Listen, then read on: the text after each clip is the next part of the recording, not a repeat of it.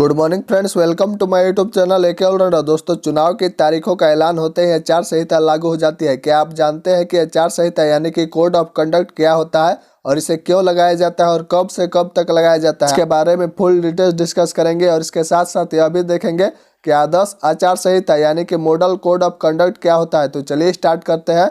Friends, start करने से पहले अगर आप हमारे चैनल पर नए हैं, चैनल को सब्सक्राइब कर लेंगे, बेल आइकन को प्रेस कर लेंगे। तो चलिए स्टार्ट करते हैं। आप इस वीडियो के एंड तक बने रहेंगे और ध्यान से एक एक पॉइंट को समझने का प्रयास करेंगे। फ्रेंड्स, सबसे पहले बात करते हैं कि आचार संहिता यानी कि कोड ऑफ कंडक्ट क्या होता है।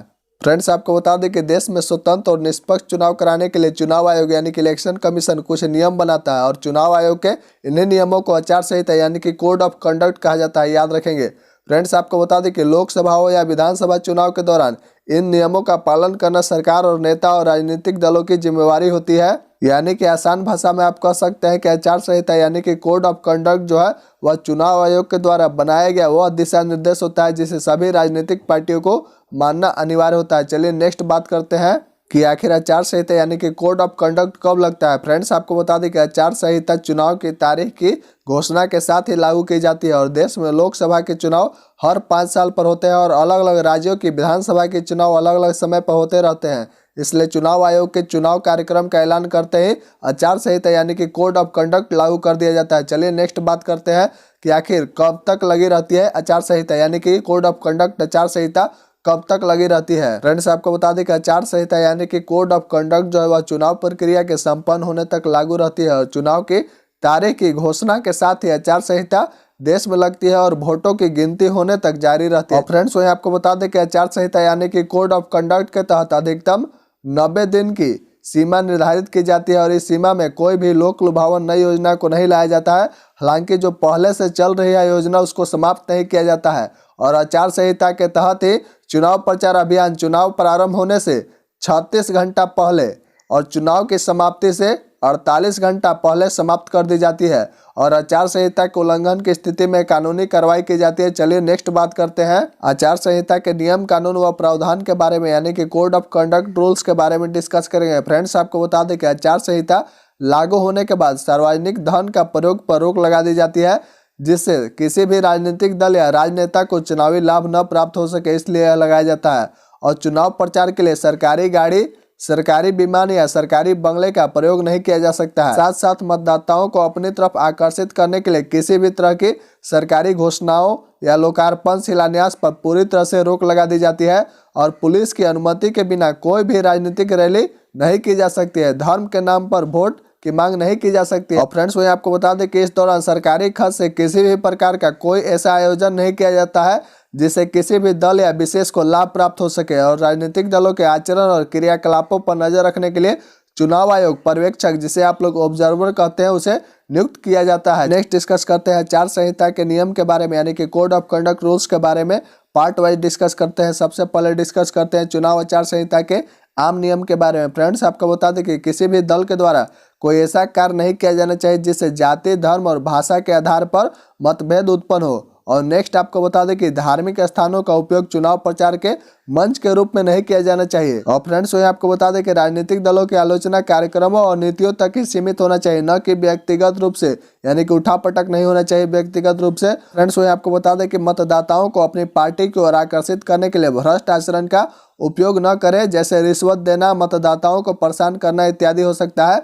किसी भी रूप में यानी कि मतदाताओं को अपनी पार्टी को आकर्षित करने के लिए, अट्रैक्ट करने के लिए कोई भ्रष्ट आचरण का उपयोग पूरी तरह से वर्जित है और किसी की अनुमति के बिना उसकी दीवार या भूमि का उपयोग नहीं किया जा सकता है। किसी दल की सभा या जुलूस में बाधा नहीं डाला जा सकता है और राजनीतिक दल ऐसी कोई भी अपील जारी नहीं करेंगे जिससे किसी भी धार्मिक या जातीय भावना आहत होती हो। चलिए नेक्स्ट बात करते हैं राजनीतिक सभाओं से संबंधित आचार संहिता के नियम के बारे में। फ्रेंड्स, आपको बता दें कि सभाओं के आयोजन के स्थान और समय की पूर्व सूचना पुलिस अधिकारी को दे दी जाती है। दल या अभ्यर्थी पहले ही यह सुनिश्चित कर लेते हैं कि जिस स्थान का चुनाव उनके द्वारा किया गया है वहां निषेधाज्ञा लागू न हो। इसके अलावा सभा स्थल में लाउड स्पीकर के उपयोग की अनुमति मिली है या नहीं मिली है, इसकी जानकारी पहले ही प्राप्त कर ली जाती है। इसके अलावा सभा के जो आयोजक होते हैं वह बाधा डालने वालों से निपटने के लिए पुलिस की सहायता करते हैं। चलिए नेक्स्ट बात करते हैं कि रैली से संबंधित क्या नियम है आचार संहिता के।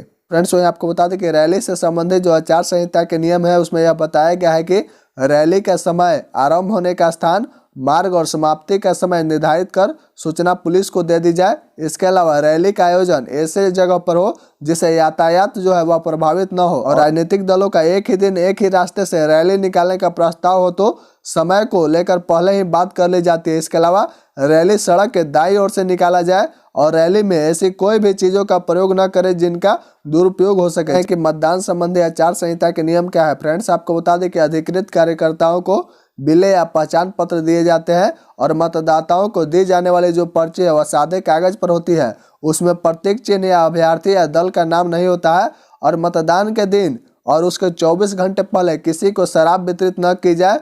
मतदान केंद्र के पास लगाए जाने वाले कैंपों में भीड़ न लगाई जाए। कैंप साधारण होने चाहिए और मतदान के दिन वाहन चलाने पर उसका परमिट अवश्य प्राप्त कर लिया जाता है। चलिए नेक्स्ट बात करते हैं कि सत्ताधारी दल के लिए आचार संहिता के नियम क्या है। फ्रेंड्स, आपको बता दें कि सत्ताधारी दल के लिए जो आचार संहिता का नियम है उसमें बताया गया है कि मंत्रियों को सरकारी दौरे की पार्टी के प्रचार के साथ नहीं जोड़ा जाना चाहिए और इसके अलावा पार्टी के प्रचार के दौरान वह सरकारी मशीनरी तथा कर्मचारियों का उपयोग नहीं कर सकते हैं और सरकारी विमान और गाड़ी का उपयोग पार्टी के प्रचार के लिए नहीं कर सकते हैं।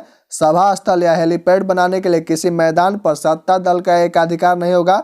दूसरे दलों को भी उसी नियम और शर्त के अंतर्गत यह स्थल उपलब्ध कराना होगा जिस नियम और शर्त से सत्ता दल को दिया जाएगा और इसके अलावा विश्राम गृह, डाक बंगले, सरकारी आवासों या अन्य आवासों जो सरकारी आवास होते हैं उस पर सत्ता दल का एक अधिकार नहीं होगा।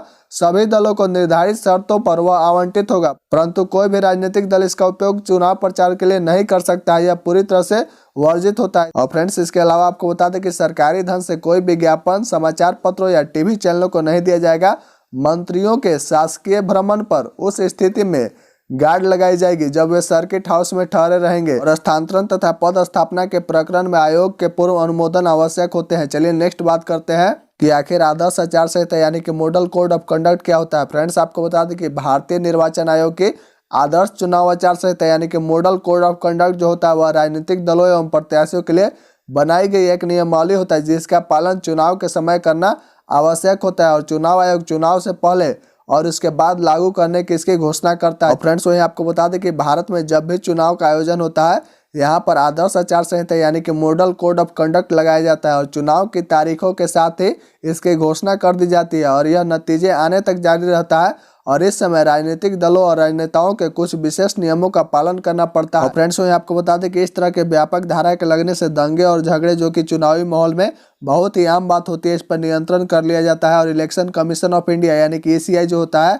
वह मॉडल कोड ऑफ कंडक्ट के नियमों को बड़ी सख्ती से पालन कराता है और किसी भी प्रकार की अनियमितता देखता है तो तुरंत कार्रवाई करने का आदेश उस क्षेत्र के अधिकारी को देता है और यह सुनिश्चित भी करता है कि चुनाव सही प्रकार से संपन्न हो रही है या नहीं हो रही है। फ्रेंड्स, चलिए नेक्स्ट डिस्कस करते हैं कि आखिर आचार संहिता से क्या होता है। फ्रेंड्स, आपको बता दें कि आचार संहिता का उद्देश्य पार्टियों के बीच मतभेद टालने और शांतिपूर्ण एवं निष्पक्ष चुनाव कराना होता है।